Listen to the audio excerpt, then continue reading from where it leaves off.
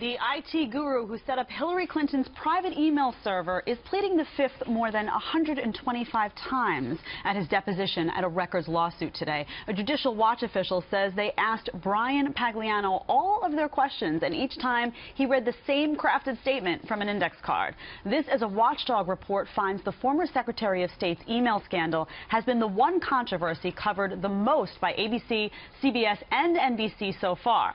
But despite that, Donald Trump's controversies are getting far more airtime overall. The Media Research Center looked at more than 1,000 presidential election stories covered by the networks from January 1st through June 7th. It found controversies involving Trump got 4 times as much coverage as Clinton's scandals. This chart showing the Republican presumptive nominee getting 432 minutes of coverage compared to Clinton's 105. And of Clinton's scandal coverage, just 47 minutes of that was about her emails. The rest had to do with her husband's past adultery. Gregory, I know you're shocked by this media bias. This is the first time we've ever seen this in the history of media. Your comments, please. I have to say that I don't see an issue here. Trump creates more product.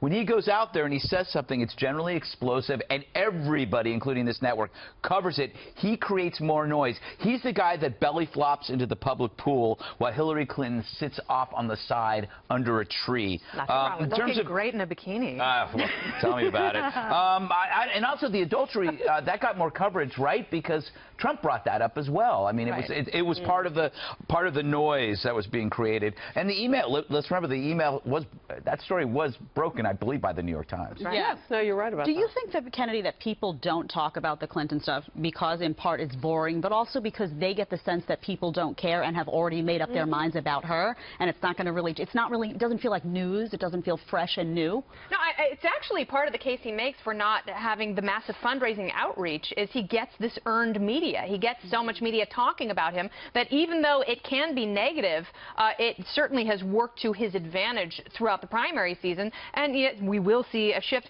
But also, a lot of the stories about her have been covered for decades now. Right. And on top of that, I would say a majority of the people working, especially in broadcast news, are a bunch of card-carrying red communist liberals. Yes! She looked at me lovingly, though. I agree. She knows that there are many exceptions. Jaded as well. leftists. That's absolutely right. So I would ask the question whether or not this type of negative coverage is also speaking to the issue of the dive in polling for both of these candidates and their negatives. I wonder how much farther down, if she can go much farther down in the polling for disapproval and likability, Hillary Clinton in that sense, how much farther down would she be if they actually covered some of this stuff?